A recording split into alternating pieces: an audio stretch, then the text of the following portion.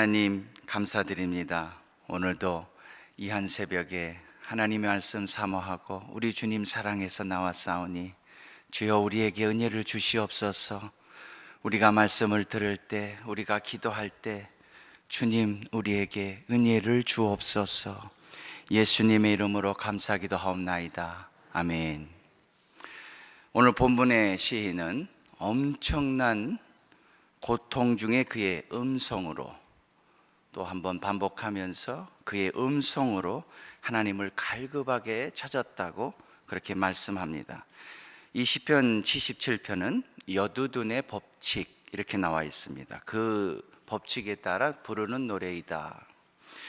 그런데 이 여두둔의 법칙은 간절함이 깃들여진 연주 방식 아닐까 이렇게 생각이 되어집니다.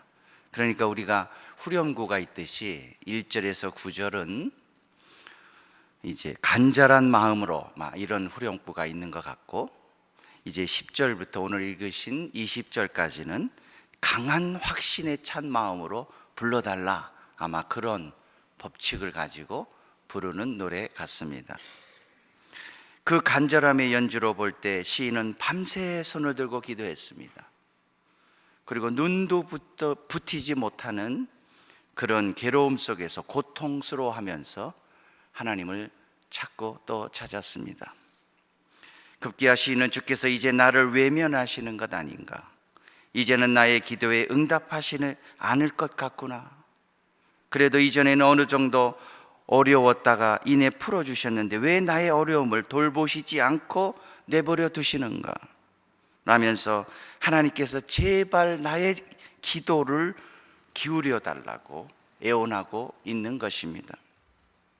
이와 같은 시인의 간절한 기도에 우리가 주목해야 될 부분은 자신의 영혼이 다른 곳에서 위로받기를 거절했다는 것입니다. 그리고 하나님을 기억하면서 매달렸다는 것입니다. 시인은 엄청난 고통에 심히 불안하고 자신의 심령이 상해도 가장 가까운 사람에게 말하듯이 하나님이 내 푸념이라도 들어주실 것이다 라고 하는 어떤 그런 신뢰가, 그런 믿음이 그 바탕에 깔려서 하나님을 찾았던 것으로 보입니다. 그래서 오늘 읽으신 본문 10절은 그 시인의 믿음이 잘 나타나 있습니다. 우선 시인은 자신의 심령과 마음으로 간구했던 주께서 영원히 버리셨을까? 주의 인자하심도 끝났을까? 그리고 그 약속하심도 영원히 패해졌을까? 라고 기도했던 것을 이제 오늘 10절에 하나님 아닙니다, 이것은 나의 잘못입니다, 개역 한글은 이것은 나의 연약함입니다, 아닙니다 하나님 하면서 자신의 마음을 돌이켰습니다. 오늘 이것이 본문에서 중요한 터닝 포인트가 되겠습니다. 어떻게 시인은 그 괴로움 가운데 있다가 자신의 믿음을 이처럼 바꿀 수 있었을까요?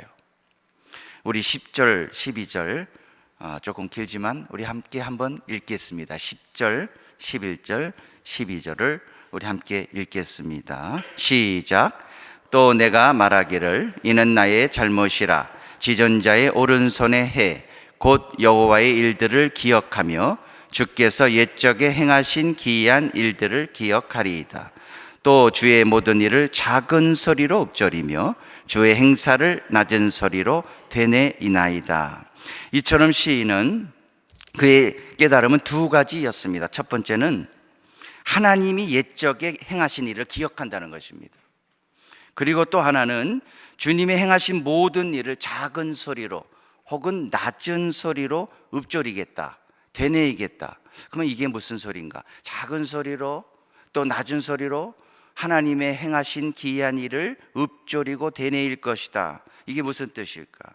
10절에 지존자의 오른손이라고 말씀하신 것은 지극히 높으신 하나님의 최고의 능력을 말합니다. 그 권위를 상징해 줍니다. 즉 시인은 전지전능하신 하나님의 능력의 오른손으로 자신을 구원해 주셨던 날들을 기억했다는 것입니다. 그러면서 작은 소리로 계속해서 주의 구원을 되뇌었습니다. 이렇게 했다는 거죠. 하나님은 홍해 바다를 가르신 분이시다. 하나님은 폭풍과 지진을 일으키시면서 나를 구원해 주신 분이시다.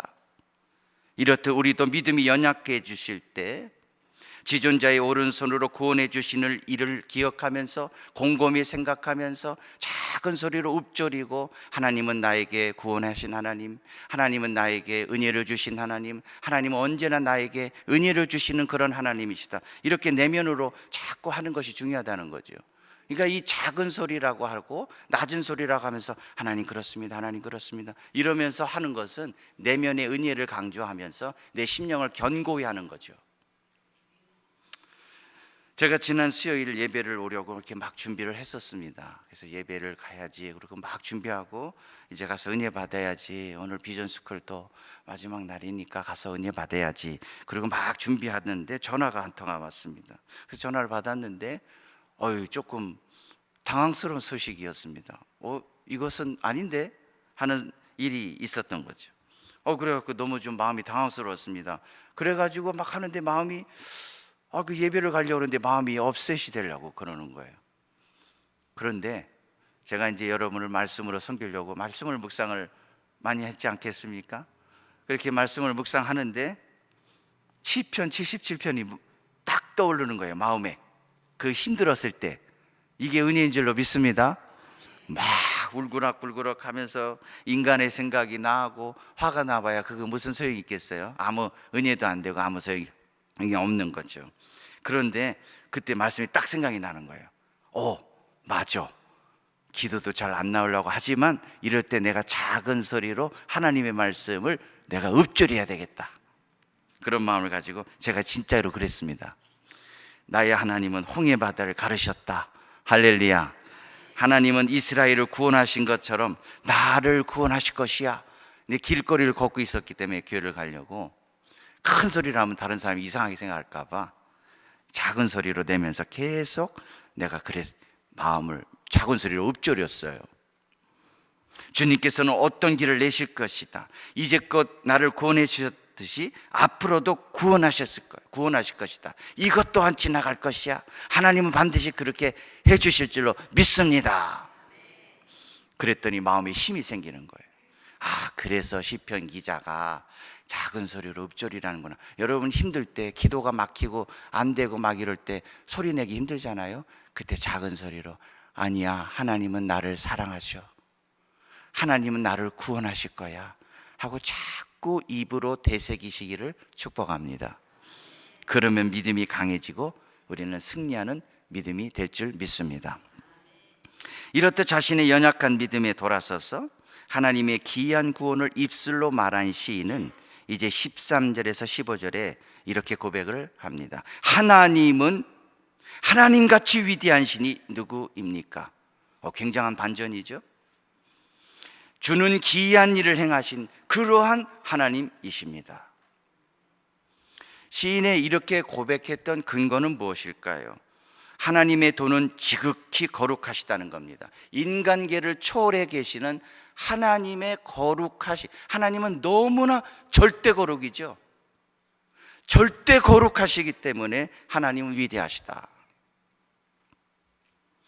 그리고 출애굽 사건을 많은 열방에 알리셨고 주의 능력을 권능의 팔로 야곱과 요셉, 여기서 야곱과 요셉은 이스라엘을 얘기하죠. 그런 이스라엘을 속량하셨던 분이시다, 이렇게 고백을 한 겁니다. 이 같은 우리 시인의 중요한 신앙 고백은 이스라엘 백성이 출애굽한 후 모세가 고백했던 노래, 이스라엘을 인도해서 출애굽했고 홍해 바다를 건넜던 모세가 이제 노래했던 그 노래가 메아리 쳐가지고 결국은 시인학에 도달된 것처럼 보입니다. 그래서 출애굽기 15장 12절에 여호와여 신중에 주와 같은 자 누굽니까? 주와 같이 거룩함으로 영광스러우며 찬송할 만한 위엄이 어디 있으며 기이한 일을 행한 자가 누구이겠습니까? 이러한 메아리는 요한계시록 15장 모세의 노래, 어린 양의 노래에서 또한 울려 퍼지게 됩니다. 즉 이 세상에서 겪었던 믿음의 환난, 핍박, 어려움을 이겨내고 승리한 성도들이 하나님의 검은고를 타면서 이렇게 신앙을 고백하는 거죠. 신앙을 고백하는 거죠. 주 하나님 곧 전능하신 이시여 하시는 일이 크고 놀라우시도다. 주여 누가 주의 이름을 두려워하지 아니하며 영화롭게 하지 아니하오리이까? 오직 주만 거룩하시옵니다. 주의 의로운 일이 나타났음에 만국이 와서 주께 경배하리이다. 아멘. 성도 여러분, 혹시 밤새 부르짖어 기도해야만 하는 일이 있으십니까? 주님이 응답에 늦어서, 아니면 주님께서 왠지 뒷짐지고 계시는 것 같아서 해결하기 어려운 일들이 있으십니까? 바로 이때가 오늘 본문의 시인처럼, 그리고 모든 어려움을 이겨내고 승리한 믿음의 사람들이 유리바닷가에 서서 불렀던 신앙 고백처럼 바로 어려울 그때 우리도 신앙 고백을 해야 될 줄 믿습니다. 주여, 주는 권능의 손으로 야곱과 요셉의 손을 성량하신 분이십니다.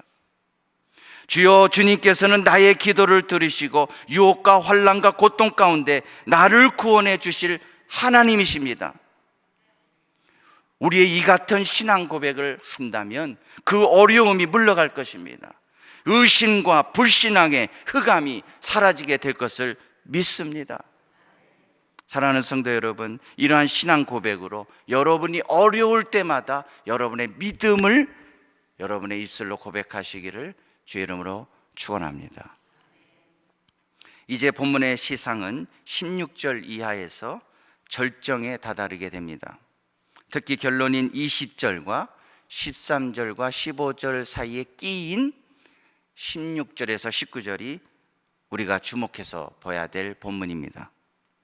먼저 16절에서 19절은 출애굽, 말하자면 엑소더스, 우리 이스라엘 백성이 홍해를 건너 구원받았던 하나님의 기이한 행적, 이것을 시인은 기이한 행적이라고 얘기합니다. 그 구원의 행위를 기이한 행적인데 이것을 아주 시적으로 잘 묘사하고 있습니다.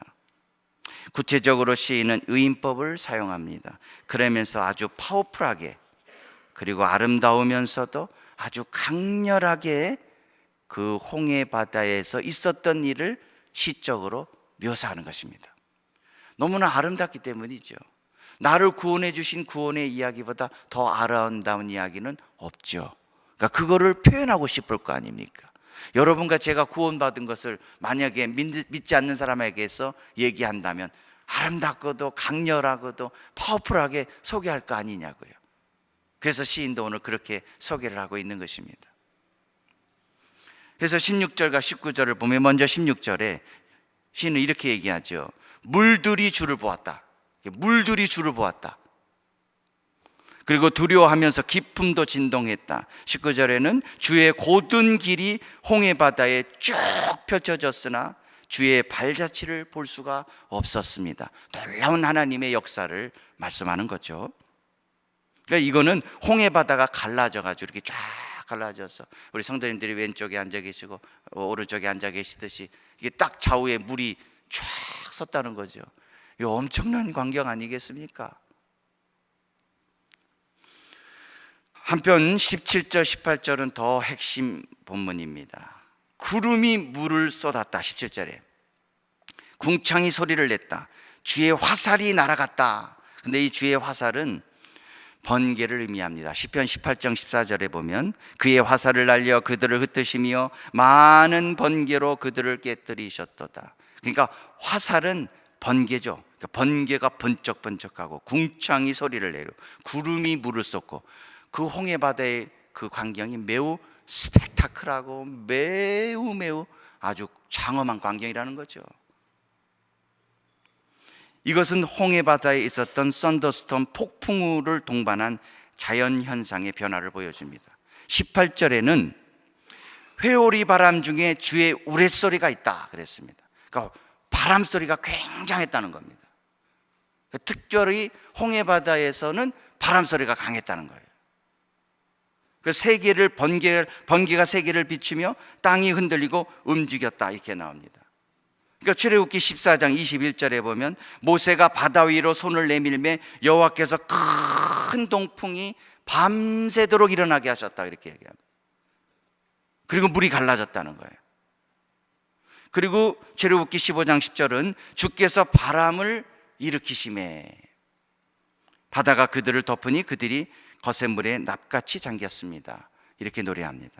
이렇듯이 하나님께서는 밤에 그리고 새벽녘에 홍해 바다에 휙 하는 바람을 강하게 일으키셔가지고 거대한 물이 벽이 되게 하시고 마른 땅이 되게 하시고 그곳을 쫙 흘러가 그곳을 지나갈 수 있도록 엄청난 길을 내셨다는 것입니다.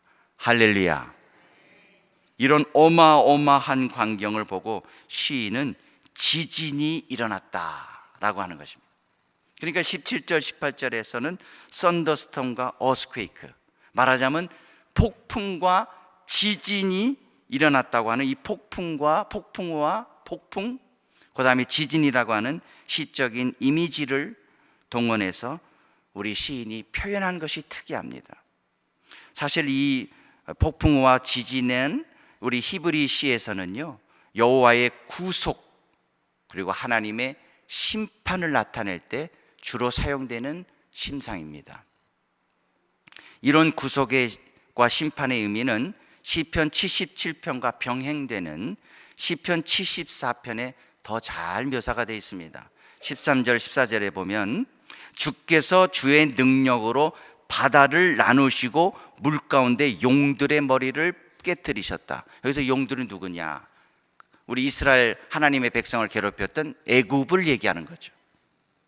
그리고 리워야단의 머리를 부서뜨려서 사막에 사는 자들에게 음식물로 주셨다. 그러니까 하나님이 심판했다는 거죠. 즉 여호와께서는 이스라엘 백성을 그 원수였던 용의 머리를 꽝 하고 부서뜨리듯이 구원해 주셨다는 겁니다. 말하자면 뱀의 머리를 꽉 쥐어서 물리치셨던 예수님이 생각이 나는 거죠. 창세기 3장 15절에 여자의 후손은 내 뱀의 머리를 상하게 할 것이다. 제가 패션 오브 크라이스트를 볼 때 아주 인상에 남는 여러 가지 장면이 있었지만 예수님이 자꾸 십자가를 지을 때 마귀가 따라다니잖아요. 코에서 뱀이 나오잖아요.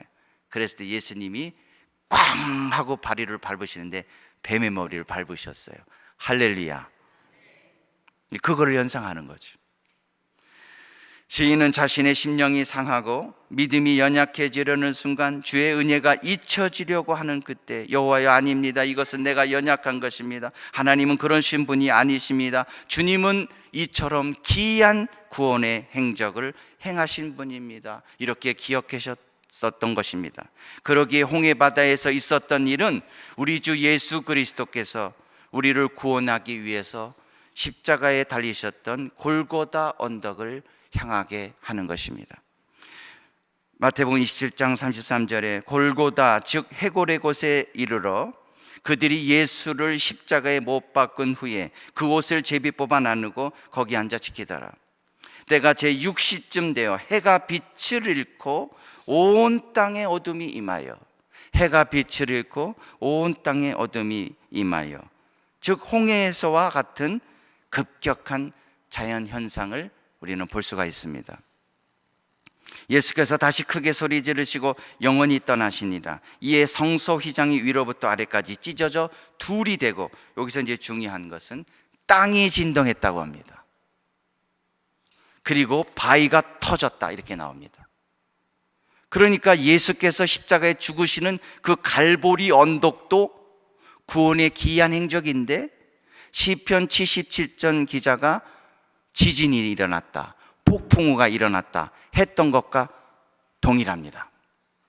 그러니 성도 여러분, 예수님께서 십자가에 죽으실 때도 바위가 터지고 지진이 일어나는, 그리고 해가 어두워지는 급격한 자연 현상이 일어나면서 주님의 구원이 일어났다는 것입니다.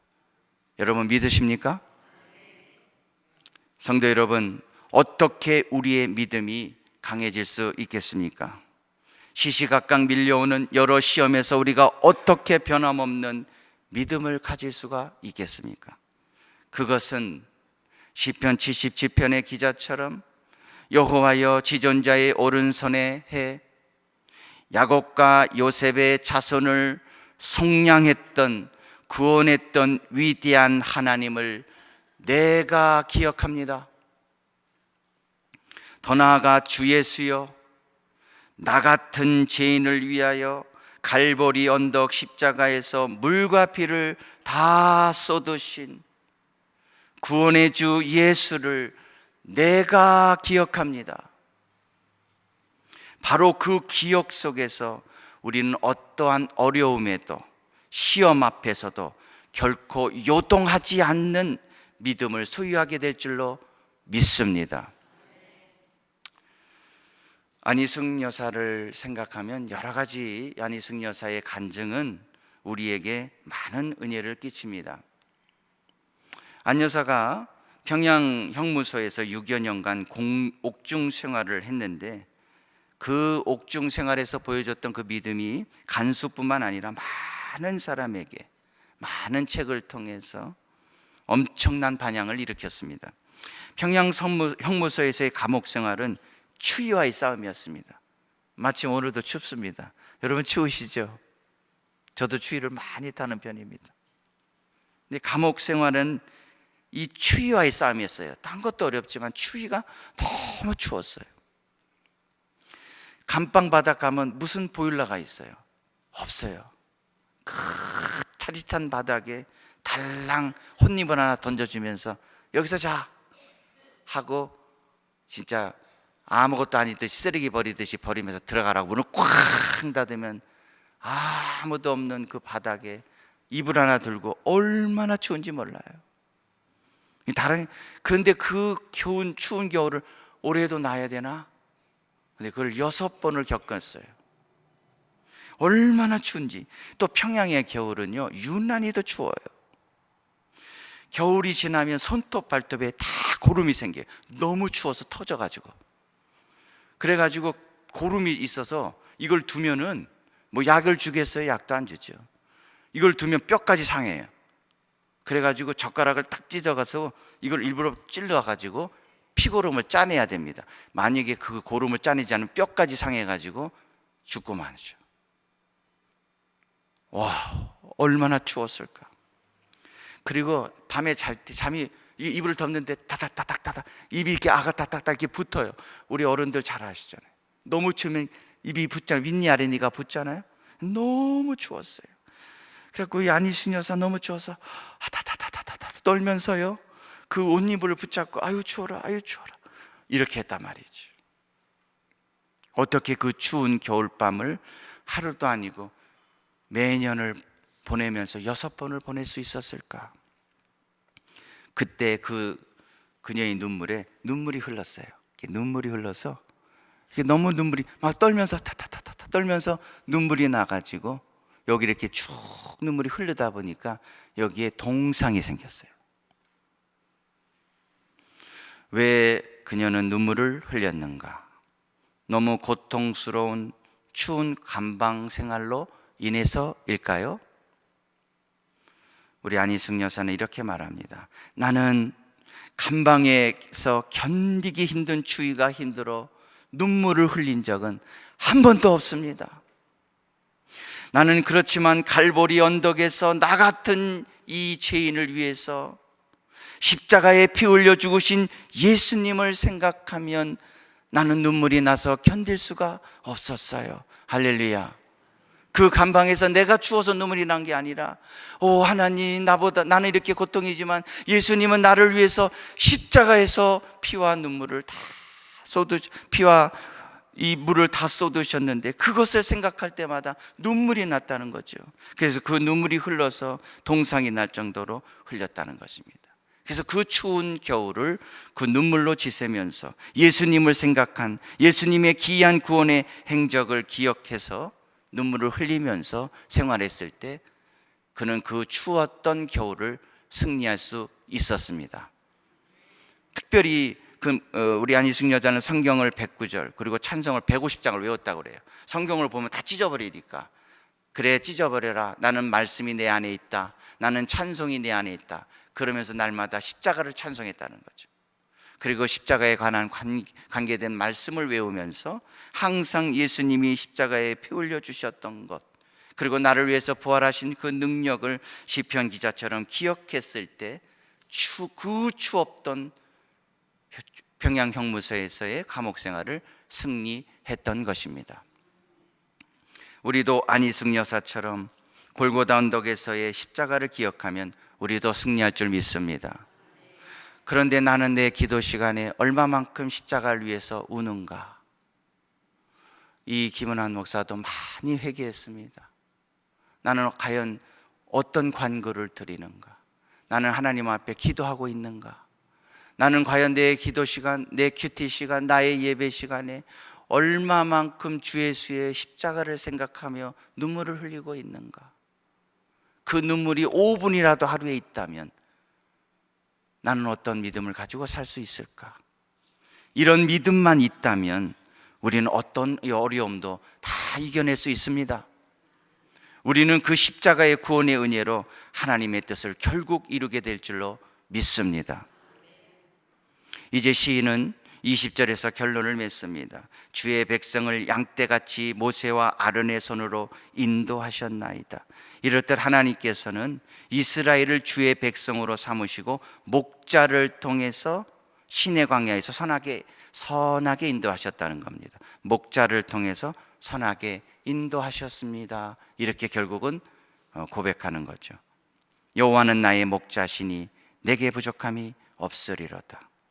요한복음 10장 14절에서 16절에 나는 선한 목자라. 나는 양을 위하여 목숨을 버리노라. 또 이 우리에 들지 아니한 다른 양들이 내게 있어 내게 인도해야 할 터이니 그들도 내 음성을 듣고 한 무리가 되어 한 목자에게 있으리라. 아멘. 이처럼 우리의 선한 목자이신 예수님께서는 우리가 신의 강야와 같은 거친 세상에 살 때 우리를 선하고도 그리고 끝까지 인도해 주실 줄로 믿습니다. 성도 여러분, 우리 주 예수 그리스도는 선한 목자이신 줄로 믿습니다. 우리가 시험을 만나거나 불안하여 잠을 못 이룰 때, 주님의 응답을 기다리고 있을 때 예수님께서 내게 행하신 십자가의 은혜를 기억하시기를 바랍니다.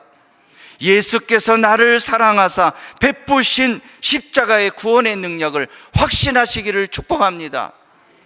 그러면 선한 목자이신 예수님께서 그런 우리의 믿음을 보시고 지존자의 오른손으로 우리의 믿음을 강하게 붙드실 줄로 믿습니다.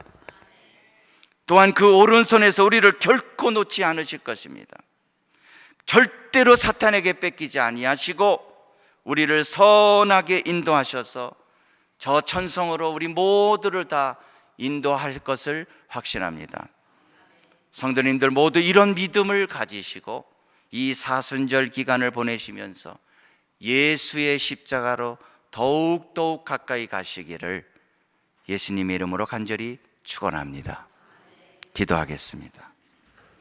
사랑의 주 예수님, 오늘 이 시간부터 십자가의 구원의 은혜가 생각날 때마다 울을 수 있는 믿음의 감동과 작은 소리로 읊조리며 십자가의 구원의 능력이 내 삶을 주관하게 하여 주시옵소서. 예수님의 이름으로 감사하며 기도하옵나이다. 아멘.